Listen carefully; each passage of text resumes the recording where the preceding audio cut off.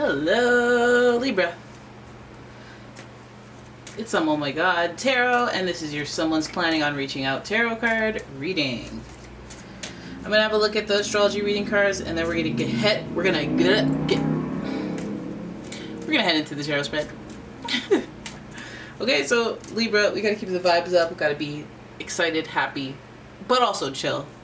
For your highest good, by the way. And here is your first card. Let's give it that shuffle there. Alright, Libra, this is exciting. You have your polarity showing up in Aries. And the energy around you is dynamic and spontaneous. Crusading impulsive action is likely. So with Aries, you have somebody who's might be planning to reach out in a more impulsive fashion. Like, forget it, I'm just gonna call. You know, like, or somebody who's very, like, up on themselves, very bold, and they're gonna reach out of the, like, hey, what do you, like, who, you think you could call me? You think you just call me? Oh, hell nah. Like a little bit of audacity in there. So this energy is very fiery. It's a fire sign, obviously, and it's the first sign of the zodiac, so there's this like, I'm gonna do it first kind of energy, which some of you guys probably like. Your next card is Scorpio.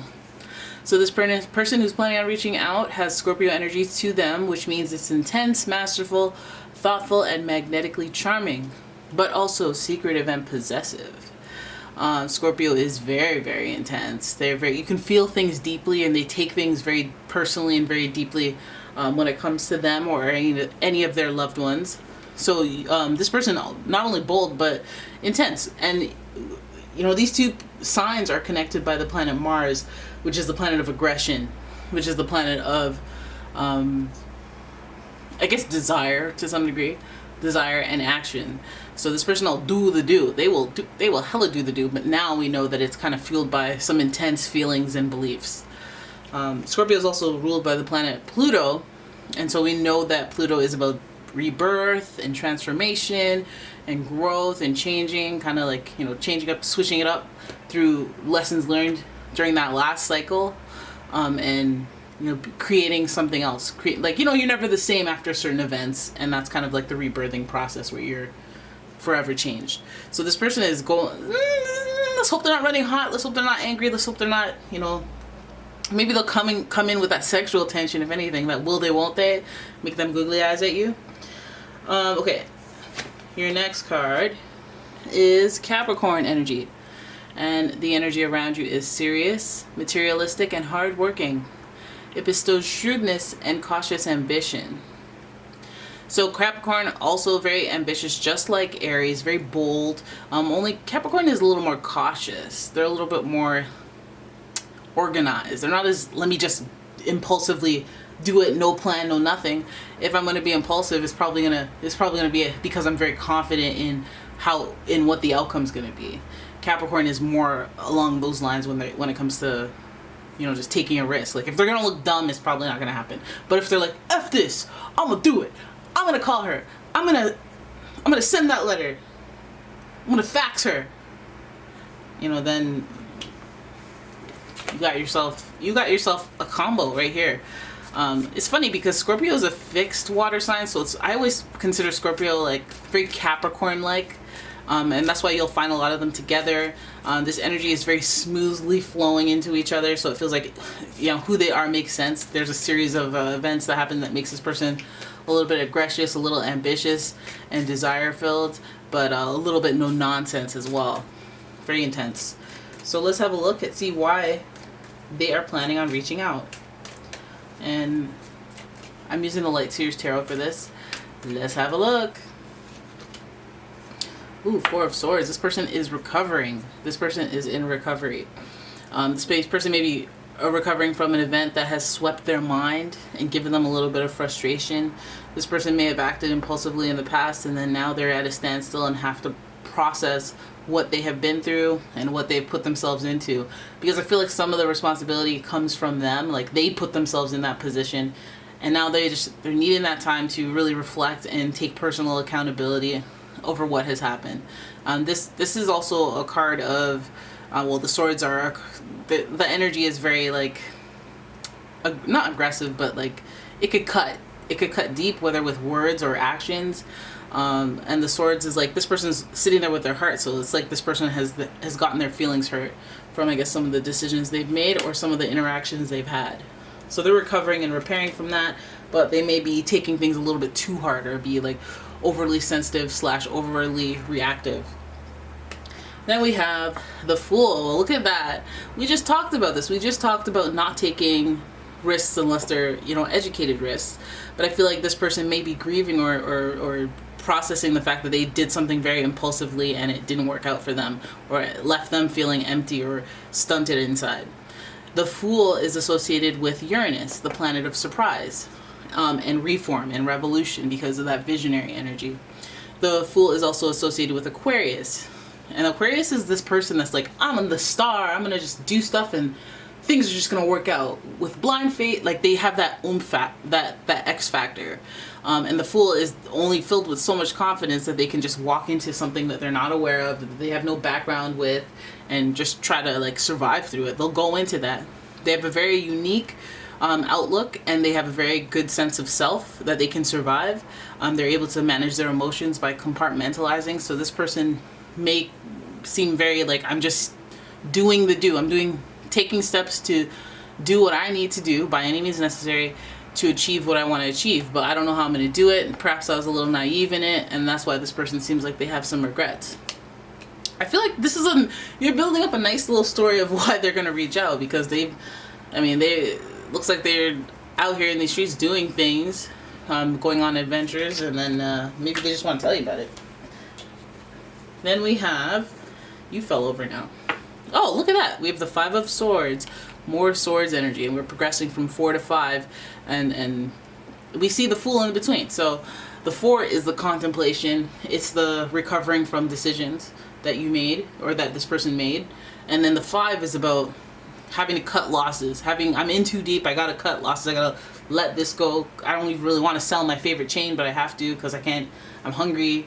Like just little things. And actually saying words that they regret is also a part of this. Now also, number 5 is a very uncomfortable number, which is unfortunate because we're already talking about the swords, which can be a relatively uncomfortable energy. We see the crows here. It's like the crows are talking in his ear, and crows are symbolically known of like they're intimidating. So I feel like this person is just kind of they let the crow energy wash over them when they said some things and did some things in the past. So it's almost feeling like this person is realizing some mistakes, or they're realizing where they were hasty, or where they should have kind of taken time to reflect before they acted. But it feels like this person is just moved by the fact that they've made some decisions, and now that they look back, they're like, damn it, I shouldn't have done that. Maybe I shouldn't have done that. And because I did that, I lost this, and that, with the 5 of Swords. Then we look at the 8 of Swords. Oh, wow, you're getting a lot of swords. You're getting a lot of swords here. So this person's coming in for a little bit more of like a tumultuous reason, or a little bit of a, I'm trying to rectify my wrongs or right my wrongs. And, you know, there's more of an agenda and guilt and feelings that are associated with regret and just, I don't feel good about this, about what I said. What has happened, I don't feel good about it. But this person also feels stuck, and I feel like this is coming off as when they're in too deep, so I don't even know if I could go back, as in like somebody who has let you down and they're like, you shouldn't forgive me, so I'm not even gonna reach out, I'm not gonna disrupt your peace. Meanwhile you're there like, well, I mean, if you said sorry, that would help me start to deactivate the anger. And then maybe, who knows, 6 months, a year from now, 2 years from now, maybe I could come to a place where I don't feel anything, and I feel positive about you because the last memory I have is you apologizing and you know, owning up to your mistakes. But I don't know about that with this person, because the 8 of Swords is showing this person feels at an emotional standstill, which is concerning to me, because then it kind of alters their intention for reaching out. Are you reaching out because you need saving? And even though you put some type of animosity, or you put some type of turbulence in my world, you're coming to me because you need healing, or you need some type of, you know, thing. I feel like that's what keeps this person stuck, because they know that's what they're doing, and they may not want to be embarrassed. I mean, Aries, Scorpio, they do not like to be embarrassed. And this energy is more of like, I'm stuck, I'm at a standstill, but my solutions are all around me. I have the ability to get myself out of the situation, but I can't see it because I'm limited by the way that I think. And this person, it's just a pattern, it seems like, with this person. It's like, you could have resolved everything by just apologizing up front. You could have said, oh, damn, my bad. Like, but you don't even know how to say sorry. You don't, like, you put yourself in these situations. And I'm just wondering if this person's coming to a place where they realize that, and they realize that things don't work out for me, and I'm the common denominator. And I just, so, you know, we're hoping that this person's coming in for some guidance and whatnot. But we have the Queen of Wands. The Queen of Wands, I feel like they're planning on reaching out to you because they've dug themselves in this hole, or they've put themselves in a place where they feel stuck, and they know that you have that energy inside them that is going to drive their actions based on their desires. Meaning that you somehow take their ideas or see what their solutions are before they do, or even if they do see their solutions, you are good at building the plan. Because this all just seems like kind of shadow selfish qualities of this person. Not selfish, but shadow self-ish qualities. And so maybe they're just looking for a clear path, but they know that they're not able to access that because of all this negativity or all this like questionable energy where they're confused, they're blind, they have regrets, they feel bad about themselves, but they also, you know, they're a free spirit. You know, they want to try things and walk into the unknown, but also they're blind and they have an issue. So they're all over the place. And I feel like Queen of Wands represents that you energy. I feel like it represents somebody who wants to be able to act and in a solemn, dignified way, a very strategic way. I feel like they may see that in you, and that's why they're reaching out, because you'll create the path, or you'll help them see the path that they need to create. Not necessarily that you will do the legwork, but the wands represents action. And I think that when they consult with you or they talk to you, maybe it leaves them with a feeling of desire, and it leaves them motivated. But whatever it is they get from you, it is the action to move out of situations like this Eight of Swords, where they feel at a standstill, stuck, blah. And I feel like, you know, the wands also does represent that appreciation, or that that thirst for living again, and that thirst for getting up and going out there and doing something. So motivation. And I feel like they get that, they see that in the face of the Queen of Wands would represent you, somebody who's more of an internally sound person.